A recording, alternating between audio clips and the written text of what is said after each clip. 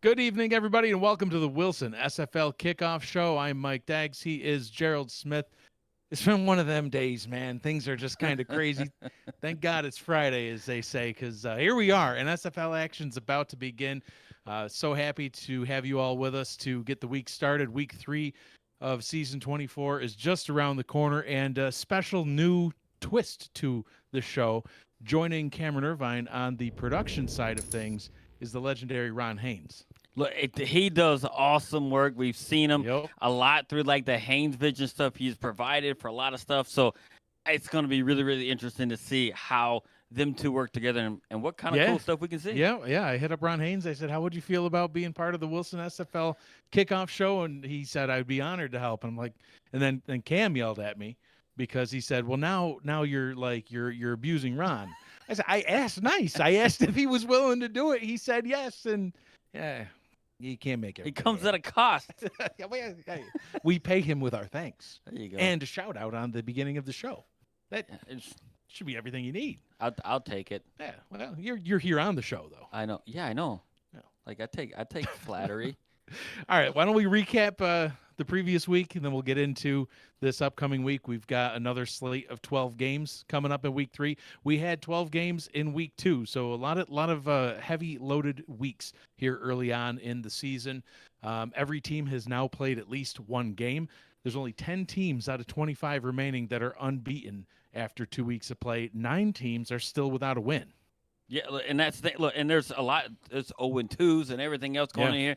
And you guys showed up in week 1, beat the crap out of somebody, and says, "I'm taking it off like you're some sort of someone special." Yeah, I know. BJ Loveless says he was laughing. Says, "Pay him with our thanks." See, he understands. Yeah, I guess That's worth everything. Yeah, for me. All right, let's talk about a couple of the games from last week. Things started off with Arizona and Washington. Neither of those teams had played in week 1. That was their week 1 game there in week 2. That was a real close one. We called that one. It was a lot of fun, a lot of excitement in that one. Washington ended up getting that win, 17-10. Meanwhile, also on Friday night, later on that night, we had a couple of South Division teams go head-to-head. We had Albuquerque and Houston. Both of those teams looking like powerhouses this season. 37-31, Albuquerque got the win there. Yeah, a total of 68 points. I don't know how many times we're actually going to see that throughout the course of the season, especially both teams scoring over 30 themselves. Denver continuing their winning ways, 23-6. They got a win over Chicago. And then Fort Worth. Fort Worth looked really solid in week 1. And then in week 2, Baltimore said, "You know what? I'm not going 0-2. You're going to have to lose this week." And Baltimore just stuck it to them, 27-7. Yeah, and they showed what they are. That Baltimore for them week 1 when they lost was a fluke. And Fort Worth, look, they used to starting out hot, but here in week 2 they get beat pretty handily. How about the DC Dragons, 42-21 over Indianapolis? Indianapolis obviously winning in week 1, and then all of a sudden, boom, they just got kicked. Look, and we even looked at the DC Dragons, and we thought it was going to be a really close game because we did call it early on in week 1, and they looked really, really good, and they showed it last week, doubling up over Indy. Yeah, speaking of doubling up, how about Lexington doubling up their win total? They got a 23-0 win over Oklahoma City. That was the Oklahoma City team we kind of thought we might see in week 1. Kind of came crashing back down to earth after putting up a fight against Queen City. And we've actually had 2 weeks so far. Week 1 had a shutout. Week 2 had a shutout. Yeah. I wonder what we're going to see in week 3. Are we going to end up seeing one that got a shutout too as well in week 3? Yeah, we'll see. In Queen City, 0-12 in last season, 2-0 as they get a win over Los Angeles. Yeah, and against my terrible judgment, I picked LA, and Queen City's like, no. I climbed back in. We'll get into that. Listen, you're still winning in our picks, but not by as much. I'm getting back into it. So anyway, let's talk about this week's schedule. We've got another 12 games coming up right after the Willson SFL Kickoff Show. We'll see him firsthand, Gerald, Indianapolis at Carolina. You and I will be on that call. I'm looking forward to that game. We'll break it down later tonight. Sure will. Yeah, it's going to be a great one. Couple more games coming up later on this evening at 10:15. We've got Atlanta at Charleston. A couple of teams that are kind of looking at that win total thinking, well, they always got to go for somebody. Someone's going to win that game. We'll see what happens with that one. And we've got Brandon Walters and Rochelle Colston calling that game. And then Queen City at Bossier City, the Battle of the Cities. That's one that we are going to talk about at some detail later on here. 10:30 p.m. Listen, this is the game of the week in our opinion because we think it's a great matchup. You want to know why else it's the game of the week? Chris Slovic back on the call. I can't wait to hear that. Dude, game. it's gonna be amazing because we get to not work because sometimes we actually work opposite of his, right? But here it is on its own. We can sit there and listen to his. He's got some good ones. Well, we're eating cookie cake, but that's good. neither here nor there. Chris Slovic and Mickey Melillo on the call. If anybody else wants cookie cake, you just got to head to the Willson SFL Kickoff Show headquarters, and we'll be happy to share. Then that's our Friday slate. On Saturday, Arizona at Pittsburgh kicks off at 1 p.m. Alex West, Mike O'Neill on the call, and at 1:15, Washington at Denver with Ethan Muslin and Alden Bleeker. 7:45 p.m., the mighty Albuquerque Adams and the mighty DC Dragons.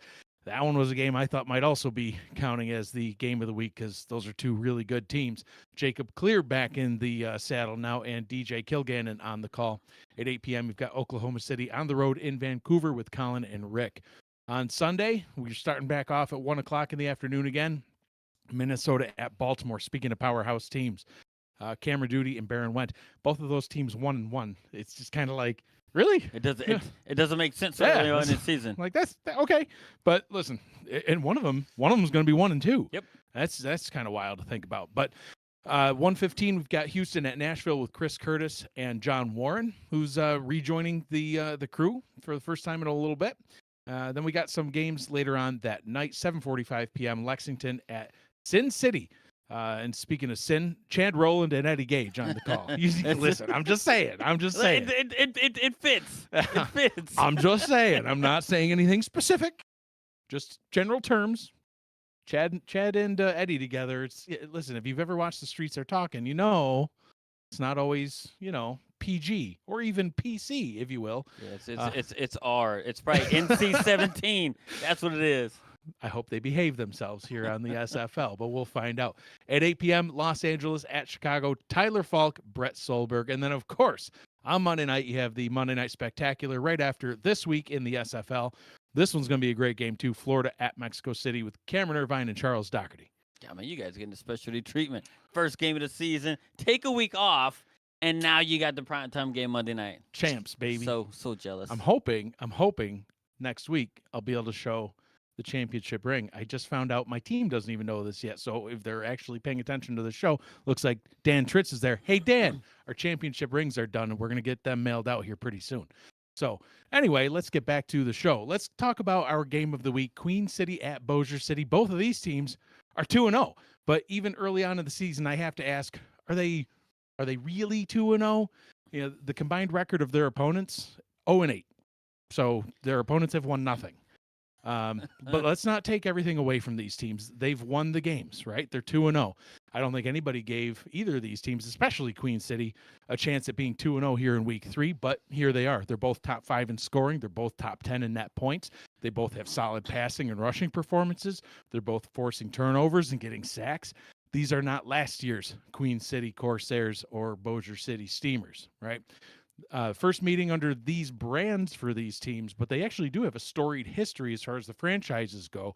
9 previous meetings under 3 different banners for Bossier City. That's insane. They changed, they changed their team name more than you change your underwear. Yeah. Why do I know that? We won't get into. But listen, including the Season 8 championship between Queen City and the then Dallas Roughnecks. So a storied history between these two teams. It's going to be an exciting one. Talk about Queen City and what they've got to do. What a start they have had this season so far. 2-0 after 2 games. Look, they already have a quarter of the wins that they had the last 4 seasons. A quarter of this. It's kind of crazy. They had 8 wins over the last 4 seasons, and 2 of those seasons were 0-12. Right. So look, wins, are against winless teams, as you mentioned before. But you can only play who is on your schedule at this point, and they have done that, and they have won. Queen City does boast the 5th best offense, along with the 3rd best passing offense. And in all offensive categories, they're top 8 right now across the league. Wide receiver Joe Beasley and tight end James Matthew Jr. was some considered one of the best, probably the top 1% of tight ends actually across the league. Yeah. Have been great getting open for quarterback Michael Brown, who leads the SFL in passing touchdowns. So the Queen offense, City quarterback, you're saying? yeah, All right. it's look just 0-12 Queen City from Yeah. last season. So the offense has been solid, which has helped them get to 2-0 Right. to this point. So I do think they have a lot of things going good for them offensively, and they're looking pretty good heading in and playing in a Bossier City team that's also 2-0. For sure. And they have a young defense on the other side of the ball, but they've been solid, right? They're a top 9 total defense. Talk about them and the rookie linebackers and everything. Yeah, so they have a very, very young squad, Yeah. and I do think it's led by the second-round pick, Jasad Grackle Flint. The Grackle Flint. The Grackle Flint himself. He may have taken the title, in my opinion, of best name in the SFL outside of Christian Bacigalupi. No offense, Mr. Bacigalupi, but Jasad Grackle Flint. I don't know. I love it. Grackle Flint, it doesn't roll off the tongue, but It does feels roll so off the tongue. satisfying when you get it Grackle right. 'Cause Yeah. most people say you sing Crackle Flint. No, it's Grackle Flint. The- So, yeah. and Anyway. he leads his team in tackles this season, right? This young squad who will be tested Yes. in the humidity that is in Louisiana. As you know, you visit there. The humidity gets terrible and stuff like that. Now, One and done for that. We're actually going to see how they're going to perform. Like I said, them having the 9th total defense, they have nothing to be shy about or ashamed about what they did, because they are sitting at 2-0 and they have the offense to help that defense if the defense gets themselves in a bind. Yeah, absolutely. And I don't think Christian Bacigalupi liked that. I said somebody else may have taken it. He's in the chat. I didn't know he was here. I didn't know you were here. I take it all back. Christian Bacigalupi. I love calling that name. And It's amazing. Yeah, we got to call an Oklahoma City game this season because he moved on from Carolina. Otherwise, we'd be calling it tonight. But what can you do? We've got Bossier City that's facing off against Queen City. They're hosting the game tonight. And talk about Bossier City and what they did last season, what you think they're going to be able to do now. So already with 2 wins this season, they're 1 win away from achieving their entire win total from last season. Yeah. Look, they have been playing great offensively, in my opinion, especially in the run game, with running back Rob Noel averaging nearly 5 yards per carry and is number 2 in rushing and number 1 in rushing touchdowns. Excellent free agent pick for Bossier City, and for them to kind of get their offense, kind of going, because we've seen last season they kind of focused more on the pass. Right. They threw the ball a lot and they didn't have that running game going, but here they are. They're actually invested in their run game, and it's actually paid off for the first 2 weeks. The passing game hasn't been as dynamic as their run game, but quarterback one, Johnny Pickler, has been somewhat of a game manager and hasn't done anything to hurt his team, but has produced when he was needed to do so. Right. Look, if they can open up the passing game, and a little bit, and have Johnny Pickler sling the rock around like we've seen him do in the past, with the talent of wide receivers that they have on this squad, because he does have one of his old teammates that he actually had, back in his London days, catching a pass for him, right? So, look, if they can do that, they can be an extremely dangerous team if they couple that good passing game with that tough power run game that they got going so far. And, defensively, obviously, they've got to get things done on that side of the ball, too, especially when you're going up against Queen City that, listen, they're scoring points. They're getting touchdowns. You talked about Michael Brown, who leads the SFL in passing touchdowns. Queen City's going to score some points in this game. The defense has to step up, because if you look at their stats, right now they don't wow you. But if you look deeper, it does paint a little bit of a different picture. Right. And what happened in terms of yards allowed, they're not that impressive, right? But they are extremely good at takeaways. They are number 2 in takeaways early on in this season, along with passes defended at number 1. They are top in getting in passing lanes and knocking the ball down, and it's all led, in my opinion, by their free safety, Bob Funk, who leads the team in tackles, TFLs from a safety position. Yeah. Along with pass defenses, right? Their third-level defenders this season have been extremely excellent of taking the ball away and actually getting into those passing lanes and being able to knock the ball down. You know what I mean? So if they're able to do that, get off the field on third down, because when it's just your typical passing down, it's on third down. When you're able to get off the field and give your offense the ball back, you can get yourself in a position to put points on the board and win games, which they have done the last 2 weeks. They sure have, yeah. 2-0 Queen City, 2-0 Bossier City. The Battle of the Cities. Listen, when the schedule came out, people were looking at this week 2 game. They're like, I mean, who's going to win this one? Because I mean, 3 wins total between the two last season. yeah. And they have beat that collectively together. But now people, I think, are still looking at this game, saying that exact same thing. Who's going to win this one? But they're going to say with a different voice inflection, wow, who's going to win this one? Right. 'Cause both of these teams are actually winning games And, now. and I do think it's a lot of leadership change they had in Queen City. Oh, yeah. And what they've done actually in Bossier City, bringing in the talent that they have. And I do think bringing in a quarterback like Johnny Pickler, and I'm going to say it, Yes. he had his best seasons in Louisiana and everything else. Now he's back there. Maybe he feels at home, more comfortable. At home and cooking. We're gonna, and He's we're gonna eating see. gumbo Look, pregame. he had nothing better eating gumbo, Yeah. jambalayas, Got some crawfish boils. Yep, yeah. Come on. Yeah. You never did give me that crawfish boil. Well, you can't show up in Louisiana in September because there ain't none to be found. I had COVID. I couldn't come down when I thought I was. Anyway, so yeah, that game is later on this evening, and can't wait to see that one, and especially hear Chris Slovic calling this game is going to be Dude, it's legendary. Gonna be, I just his one-liners and then coupled with everybody that's involved in this game, it's going to be something special. Fox Highwind thinks that Johnny Pickler's best seasons were in London. We'll move on. No. So all right, let's get into our player spotlight segment, and this is where Ron Haynes comes into play because as we announce our picks for our offensive and defensive player of the week, Ron Haynes took the liberty of putting together a little video for us, which will roll, and you'll get to see some highlights from their game in the previous week, and we should be able to make that part of the regular segment. So I'm really excited about that. Without further ado, my pick for offensive player of the week is none other than Minnesota's halfback, Colin Hart. Listen, Minnesota halfback, Colin Hart. Everybody knows the name Colin Hart. He's been in the league a long time, right? And just the way that he performed in this past game versus Atlanta, he had his way with that Atlanta defense. 31 carries and averaged 6 yards per carry. Now, usually when you see, that many carries and you see an average of 6 yards per carry, you're going to expect a huge run that threw off that average. Maybe there was 30 short runs and then one really long, maybe he had a 95-yard run. Now, his long was 27. All right. Total of 171 yards. They just absolutely dominated. He only found the end zone once, but how did he dominate? He helped that Minnesota team dominate the time of possession, 24 minutes to under 16 for Atlanta. You can't really score points if your offense is sitting there on the bench sipping Gatorade. All right, significant turnaround from week 1 where he was held outside of his initial carry. His very first carry of the season, he went for 31 yards. Then the Aztecs defense said, no, we're not going to be doing that all night. He was held to 10 yards on 10 carries. He averaged 1 yard per carry that game after that 31-yard rush. But he finished week 2 after that slow performance in week 1. He finished week 2 as the number 3 rusher in yards and in carries on the season. Listen, this just adds on to his storied career. 14 seasons.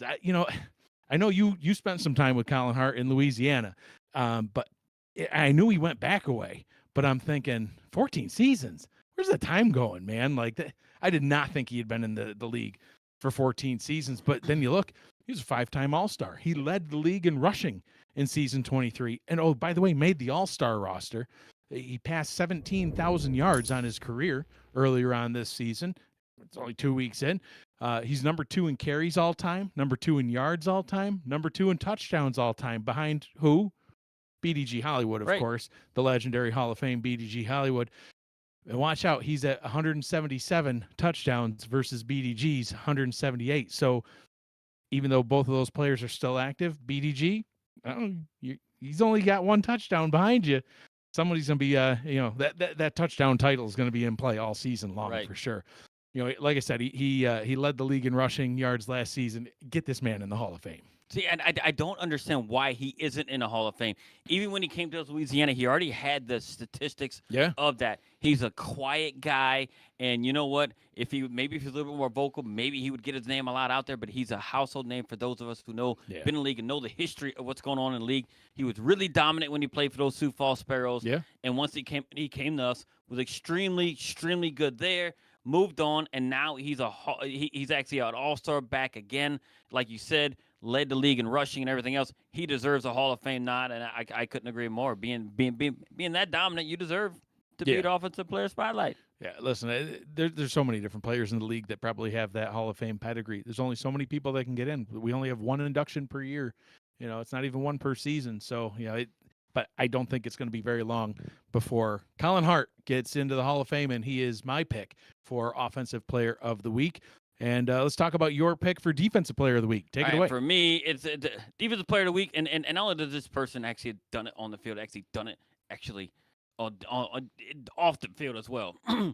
Bossier City cornerback number 32, Michaela Foraker, had a phenomenal game last week, and it started out pretty early, right? So last week she had 6 tackles, 2 interceptions. One was her very first pick six of her career, her very young career. She's been in the league about 3 seasons now, right? She made a great play on her first interception, where it appeared to that they were doing some sort of a run blitz. Everybody was up on the line. She started to go in there, and she saw some people leak out. She stood her ground and somehow had eyes in the back of her head, was able to turn around, make a play on it, pick it off, and take it right in. It was an amazing for her first pick six of her career. For sure. Congratulations to Michaela for that. I know they did it on the show there, but what does she do as an encore on their very next ensuing drive? Yep. Just as Cameron Irvine and Charles Dougherty was talking about how maybe she felt about doing that stuff, what does she do? She gets another pick. Another pick. But then she does it How'd she do it? one-handed. Yes, sir. With one hand, she just grabs it and then gets that, pulls that interception in. Look, and now with those 2, she got an interception in week 1. Now she had 2 in week 2. And now she leads the SFL in interceptions at this moment in this short season.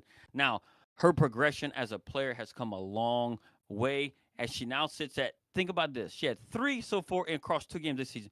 This makes 4 total interceptions in her career. So she's really turned the corner right here. And you know what? She actually has, in 4 interceptions, she has 1 more interception returned for a touchdown than the Hall of Famer Eddie Gage. It only took her 4 tries to do it, and she did it. So guess what? Congratulations to her. She did something a Hall of Famer has never done in her entire career. So if she keeps going this route, she is a shoo-in for the Hall of Fame. Oh, yeah. Right. So, but not to go unnoticed, in my opinion, for her is her GM duties with the team by helping build a quality roster that has gotten the team that she now plays on with, her league leading at this point, 3 interceptions, sits 2-0. Her and her team sits 2-0 after 2 games in this season, right?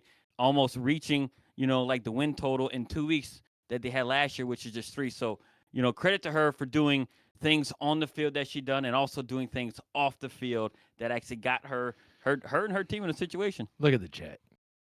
You see him, right? It ain't getting old. It's real good. Eddie, look, I'm keeping you relevant.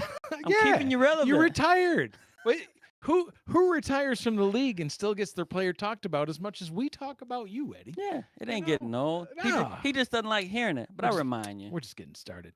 Robert Henson in the chat said Michaela's going to be insufferable now because, you're inflating her ego here. Oh, she's done a great job. I can't that she earned it. Yeah, earned for sure. So that is our offensive player and our defensive player spotlight for week 2. Special thank you to Ron Haynes. So excited to have you as part of our production crew now, putting those excellent videos together for us. Can't thank you enough. It just, one more piece to the show. Listen, this started off as just a thought that you had, and we got a nice little set. We've got some graphics. We've got some. We have staff now. Yeah. all unpaid. Yeah, even you're not getting a dime. I know. I keep telling you I'm going to pay you, but I'm not gonna. It's all lies. So anyway, hey, speaking of Eddie Gage, we're gonna talk about his Streets Are Talking community vote. Eddie and Brett have the Streets Are Talking community vote for who they think are the players of the week. And it's going to be fun every week to see if who we pick ends up being even similar to, who the community picks. Last week, your pick for player of the week wasn't even on the top 3. but and I hit the number one guy. Just saying. I'm an eye test guy. Yeah. You like to take the path less traveled. We'll see. This week, the offensive player of the week voted in by the community, Rob Noel, with 41.3% of the vote. 33 votes went his way. Colin Hart was actually number 2. And my guy, Terrell Cooper, was number 3 with 20% of the vote. I almost picked Cooper for offensive player. I just loved seeing him ball out like he did last week. It was fantastic. Eddie didn't know, and I think that's probably why I think this is rigged.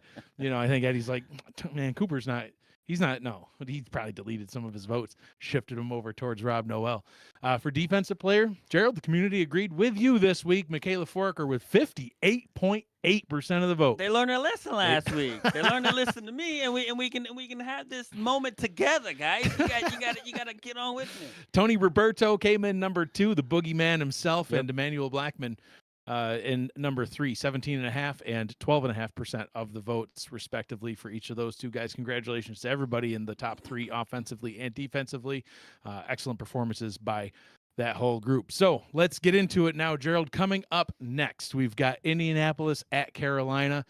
Both of these teams are at 1-1. Kind of similar starts to their seasons for them so far. Indianapolis, they opened up their season with a convincing win over Charleston, 28-12. I mean, that's a solid victory. They followed that up by getting blown out by the DC Dragons, 42-21. And listen, I always tell Joey, it's like, listen, man, if I can put up 21 points, you need to make sure your defense holds our opponent to less than 21 points. 42 points allowed. That's a tough loss. Yeah. Carolina, on the other hand, they started off by getting shut out. That was a shutout in week 1 that you talked about, 16-0 against Denver, and they followed that up with a 25-point victory over Nashville in their home opener, 37-12. Indianapolis is now on the road for the first time this season. Carolina remains at home for this one. Indianapolis rookie quarterback Ethan Flowers, he's off to a solid start. I'm sure you'll talk about this. 4 touchdowns, 2 picks. He's top 10 in quarterback rating. Your guy, Chris Grant Jr., he's taking the road of lead halfback in their offense, top 10 in carries and yards. Meanwhile, in Carolina, Marcus Dunhill off to a rough start for him in week 1. He kind of rebounded and kept the ball clean in week 2, but 1 touchdown to 5 picks on the season so far. Dead last in quarterback rating for the Hall of Fame quarterback Marcus Dunhill. He's got to get that cleaned up if they're going to keep winning games.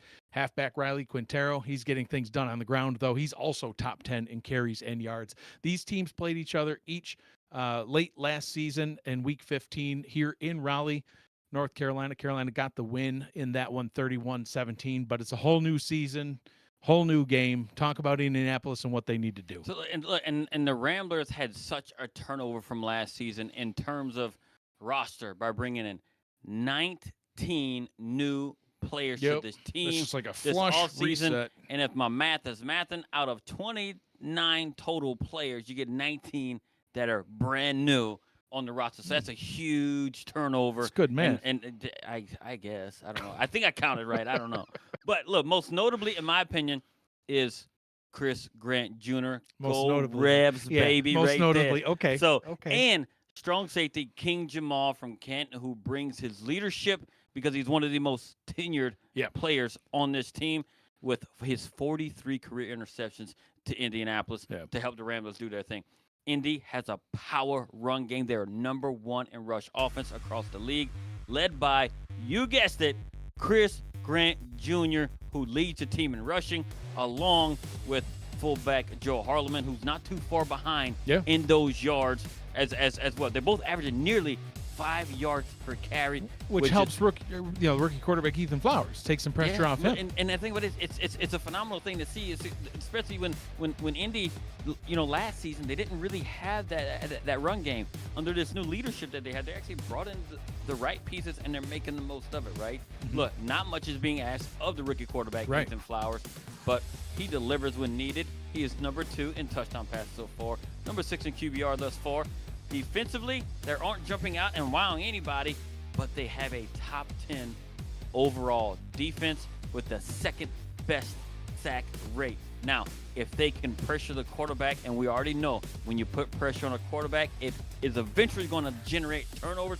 And when they do, because they will, this unit will turn into a very scary unit. You put pressure and you cause those turnovers, because as of right now, I don't think they have any really turnover to speak of at all, any takeaways. So when they do that, it could amount to be a really, really scary unit. Yeah. Indianapolis, like I said, both them and Carolina, they started off in the same sort of way, just on different weeks. Indianapolis looked really good in week 1. And then Indianapolis in week 2, DC just thumped them. But Carolina's the team that got shut out in week 1. So, they did have a convincing win in week 2. Right. Can they get it done? $1.99 super chat from Skippy. Happy birthday, Coach Mojo. And we're actually going to sing happy. We're really not. No. That would have to be like, listen, somebody does a $100 super chat, I'll sing happy birthday to Mojo. I'll sing it too. Absolutely. Things I do for $1. That's the price. Well, $100. $100. Oh, not a dollar. All right, 100 over them dollars. Most will do for $1. Read the super chat. That's it. Somebody super chats $100. Anyway, whatever. Talk about Carolina before it's too late. So everybody knows that Carolina is my favorite team to hate, then love, and then hate again. Yeah. But as most of them know, I loved them all the same. Look, they brought in quality vets from around the league this past offseason, and especially in quarterback Marcus Dunhill, wide receiver Adam Banks, go Revs, baby, again. And guess who they brought in? I'm taking your flag. Right. Down. They brought in the Chad, which is offensive tackle Chad Rowland, who decided that if he couldn't beat him, join him, because the Skyhawks have never lost to Indy. He leaves Indy, joins him. He couldn't beat him, so he decided to join him. So Carolina Skyhawks all-time are 2-0 versus these Ramblers. So Carolina looked about as bad as you can look in week 1 by getting shut out 16-0. And guess what? It was on those 5 interceptions. So Marcus Dunhill's 5 interceptions was what? In the very first game of the season, and they just looked terrible. Then they reconfirmed their bipolar type play by actually destroying Nashville last week, right? They likely did it because I picked Nashville to win that game, and me and Carolina, we played this weird game. Well, I pick against them and they win, right? So, but that's just the thing. That's the relationship we have. The defense was not the reason they struggled in week 1. They were extremely solid. It was the offense. The offense was terrible, throwing 3 interceptions. But were able to rebound in week 2 by not turning the ball over at all. Yeah. The defense had 3 takeaways last week and 3 sacks as well. Yep. And surrendered no touchdowns. So the 12 points that they gave up to Nashville was all field goals. So if they can play like they did last week, throughout the season, maybe I will not hate on them. Yeah. Like I have. Maybe our relationship can change, man. We can get together and we can make it something good. Share some right? gumbo. So that's what I'm saying. Yeah. I'll bring it. There you go. And prove to me and the league that they are such a force to be reckoned with. So I do think they have everything needs to be put together. Yeah. They just have to put it together consistently. There's going to have to be some mending of fences, I think, for that relationship, because Skippy Curtis says, I want to break up, Gerald. It's not me. It's you. We can't. We can't. It's because of me. Things happen like last week.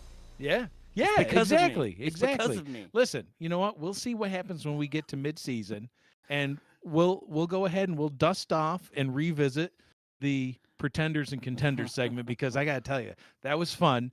And not only was it a fun show to do, but it was fun to see how it unfolded the whole rest of the season. Nashville in particular was a team that you had picked on. They were, if I remember right, they were 5-1, right? Yeah. And you said, nope, they're a pretender.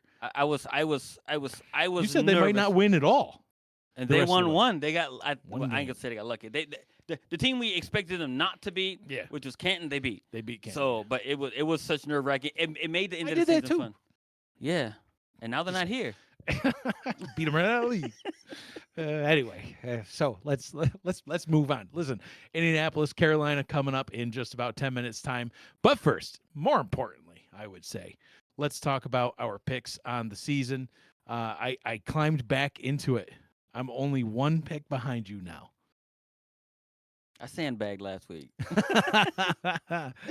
Oh yeah. So listen, it's gonna be a great week of games. There was a lot of really close matchups. Looking at these matchups, I some of them were really tough to pick. Starting off with this first one, Atlanta at Charleston. Who do you got?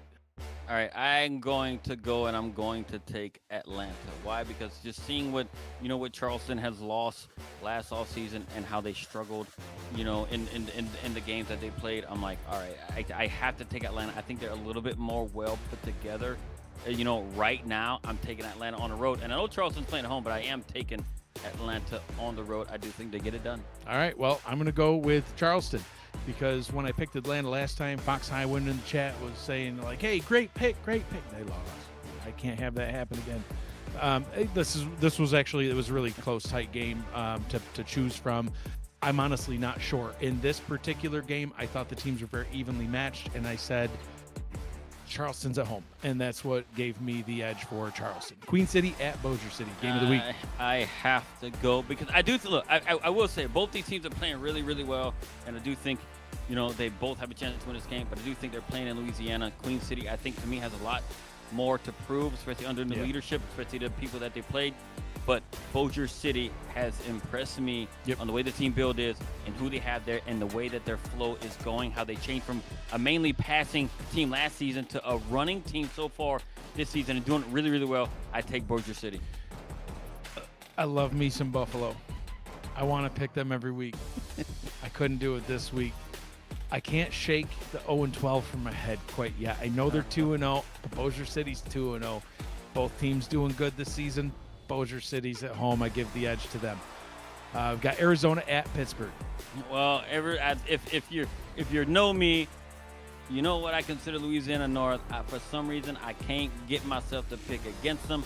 I do think Eddie Gage goes on the road and lose in an upset by Pittsburgh at home in the hog pen, and Pittsburgh comes out with the win. Sorry, Eddie, when you get a pick six, I pick you consistently. Listen, it'll be a rare day that Arizona loses a game and I don't pick them to win next week, pretty much no matter who the opponent is. I think Arizona gets the win. Eddie has a way of rebounding, seeing what went wrong, and fixing it. I think Arizona gets the win on the road over Pittsburgh. Got Washington at Denver, a red-hot Denver. Yeah, a red-hot Denver. Now, Denver's another one that has impressed me. Had a very surprising season after kind of, wishy-washy. We already know what my comments were about them last season, but I do think they turned it around. They got rid of the dumpster. They got themselves dressed up all nice. And you know what? They painted it? Yeah, so they're actually going to work and doing the job they need to do. No more dumpster diving for them. I do think they actually beat the Trident as a Trident visit Denver. I'm taking Denver. I'm also taking Denver. Just the way that they've played so far this season has been really impressive. I think they're doing a lot of things really well. Washington, we just don't have enough tape yet. They won that one game against Arizona. I didn't even really think they'd be able to pull that off.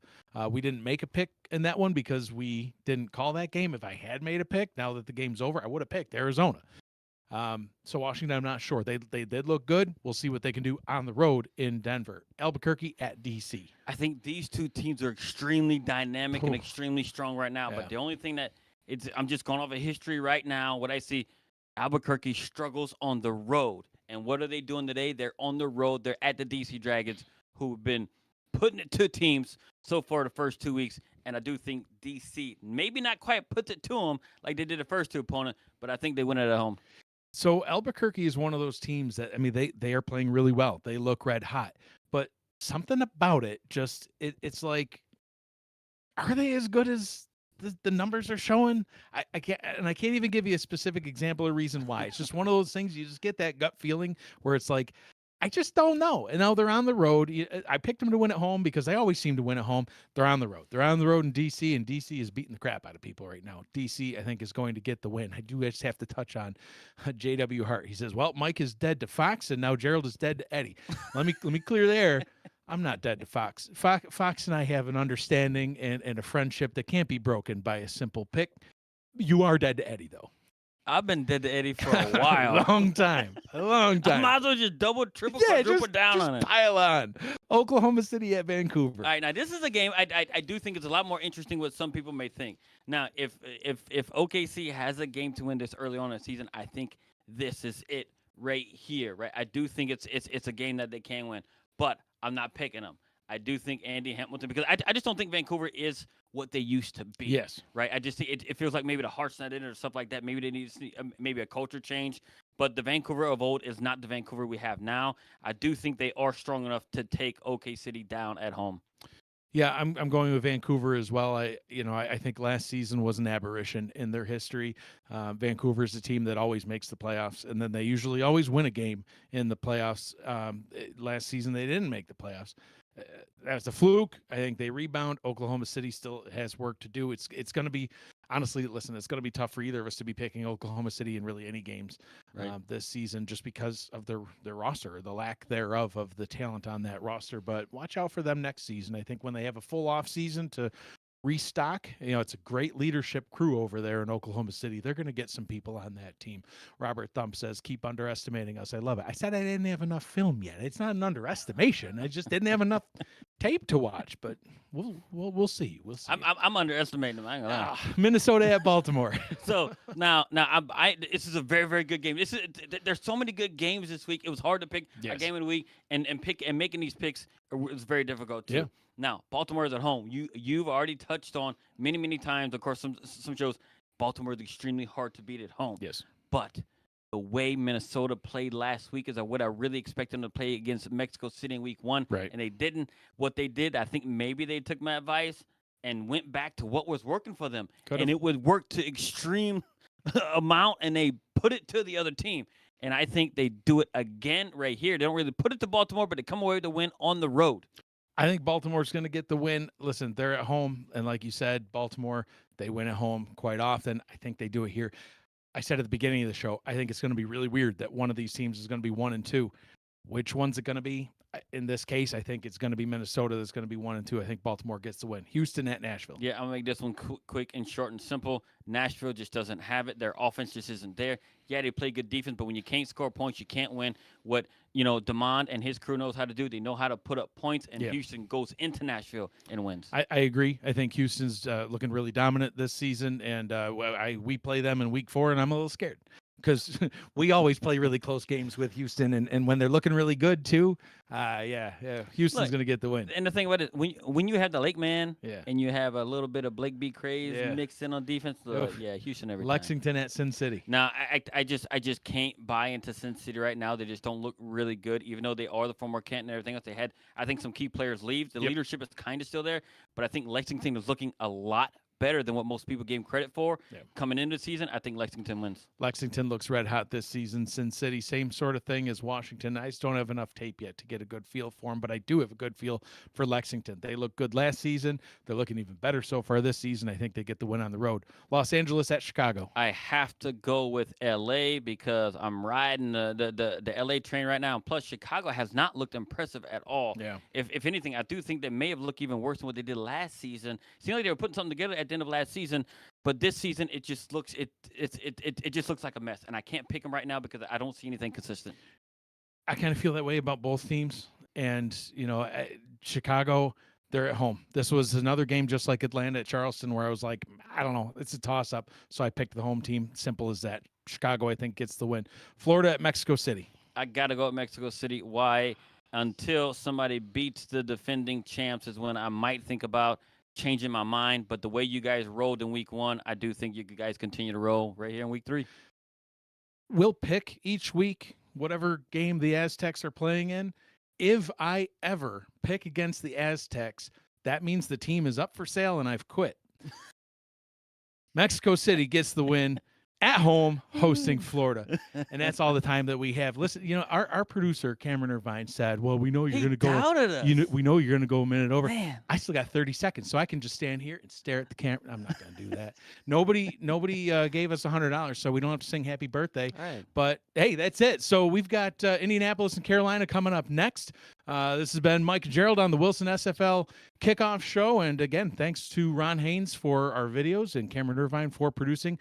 We will see you next week, and get ready for the game. Coming up right after this.